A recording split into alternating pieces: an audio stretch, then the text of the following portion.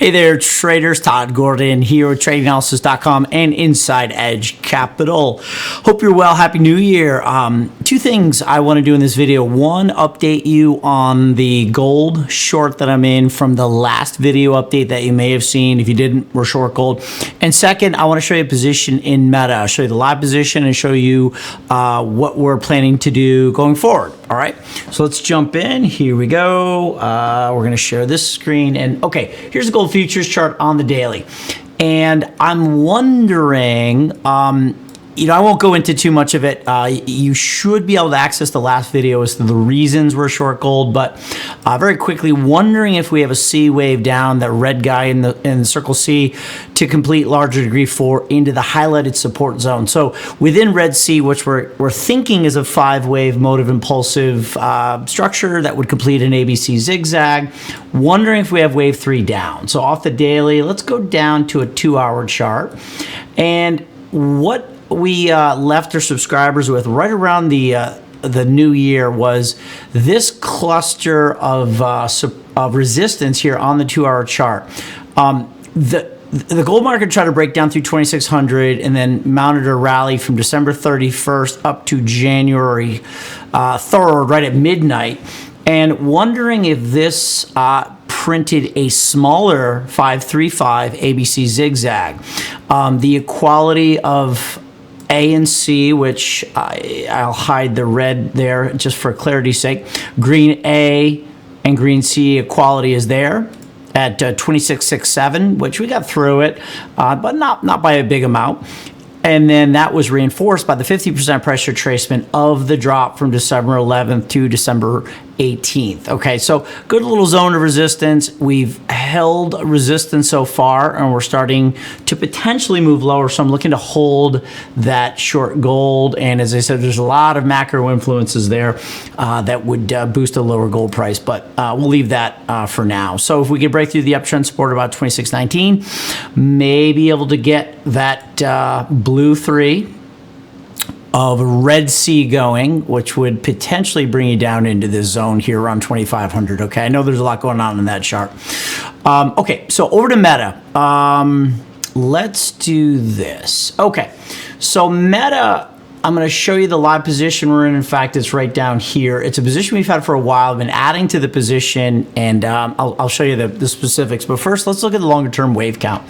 So Meta, long-term, we had a long rally into 2021, and then Meta got hammered from 389 down to sub 100 as Zuckerberg started really spending a lot on the AI build out. And he was one of the first large cap growth companies to kind of get bloodied through the wall of the AI infrastructure spend that so many companies are doing now, and that's why NVIDIA is printing massive profits. And we can actually just take a look at that here on this platform I use called Deep View.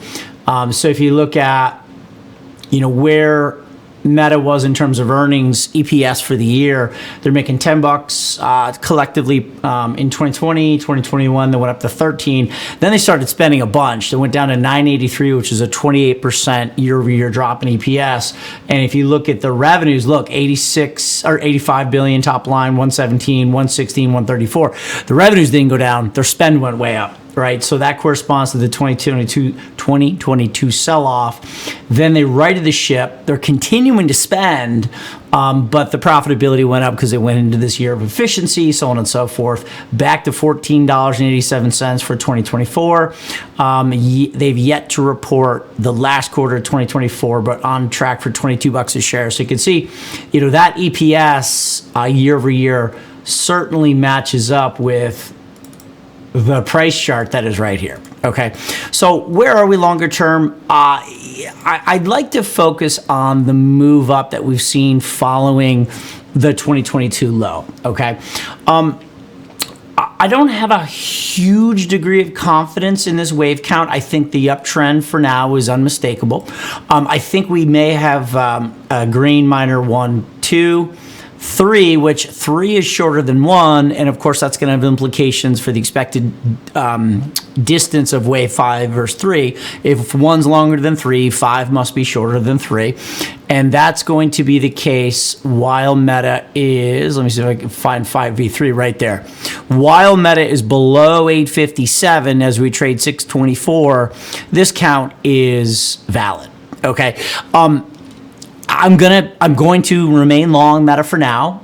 If by chance we were to be able to rally another $220, $30 and go through 857, I'll be wrong on the wave count, but we will have a lot more money in our account, and that's okay. That's my difference of how I apply the wave theory in terms of, being very, I would say, academic with it, and taking a lot of, I would say, a lot of focus to get the exact right wave count. I tend to be a trader, and I like to look at multiple scenarios with a big degree of respect for the trend and look for where I may be wrong and manage the position accordingly. So it's an intricate conversation that we can have in depth later. But back to the wave count. So if this is accurate, I'm going to start to fill in the lower degrees here within green 1 through 5. Off of the weekly, I'm going to squeeze down to the daily. And wave 1 was, as I said, very long. I have this as 1, 2, 3, 4 into February 23, which is coming up on 2 years ago. And then green 2 I have as A, B, C. That would be a running flat. Running flat set up a very strong motive wave following that 1, 2, 3, 4, 5. And then this is interesting. I have this from April of 24 as a long triangle completing in August of 24. That was the big summer tech sell-off. And now, which we arrive at the point of the video is, I think, and I have some concerns that post-triangle thrust, with 3 being shorter than 1, 5 being a 61% relationship compared to 3 at 670, which is not that far away from these highs right here at 641. I was wondering, is this 5 waves and we need to get out and take profits? Okay. Let me do that one more time to the side so they don't connect. So it's a little motive wave trick. 1, 2, 3, 4. And I was wondering if that's it. Okay. And it would be prudent to take some of the profits here in Meta. Okay. Well, if we look at this, I'll show you the exact position of the trade. So I'm long 125 shares. Started buying this thing in September 22, added in April 23, added in April of 23 again, and then June 11th, 2024. These are the exact trades, real money. I also hold this stock in our active ops portfolio, which I'm going to share with you right here. Entry at $515 on August 28th. This is an active ops portfolio that we run for members at Trading Analysis. So our latest entry was at 515 in Meta. Okay. So 515 back in August is going to be right here, right about here. Yep. And then we went into sell-off. So if this is 5 waves, I can't help but watch how strong this move has been since we rolled into 2025. Okay, so keep that in mind, that we have potentially 5 waves up, and if that's the case, we should start to see something quite significant in terms of an ABC pullback, and I want to take some profits on this. Okay, but the strength that we're seeing, I think, is pretty unmistakable right now, and I'll give you a little trick that I like to use. I'm going to go down to the 195 chart, which is a half-day chart.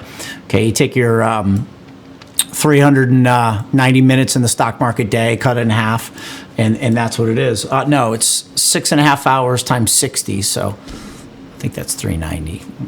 You can do the math. Anyways, the 195 is the half-day chart. So if we look at the retracement of the sell-off from mid-December down to December 20th, the line in the sand I like to use as the square root of the golden ratio, which is 0.618. So if you take the square root of 0.618, you're going to get 786. So I find when a 618 retracement does not hold resistance in the case of a potential new downtrend, this 786 tends to be the exhaustion point, whether it's an underlying structure in the market or it's a stop run move through 618. Whatever the case, if a move does not reverse at the 786, which is the square root of 0.618, I find the move tends to move up and make new highs. The 1272, this is a bigger discussion. The 1272 winds up being the square root of 1.618, your golden ratio. So that tends to be a nice target. But more importantly, and the point of this video and how I'm handling this position is if the 786 is broken, like it looks like it is right now with 15 minutes to go in today's session, it suggests we make new highs. It also suggests that the very obvious wave count that I addressed here is not likely, and there's something else going on in here.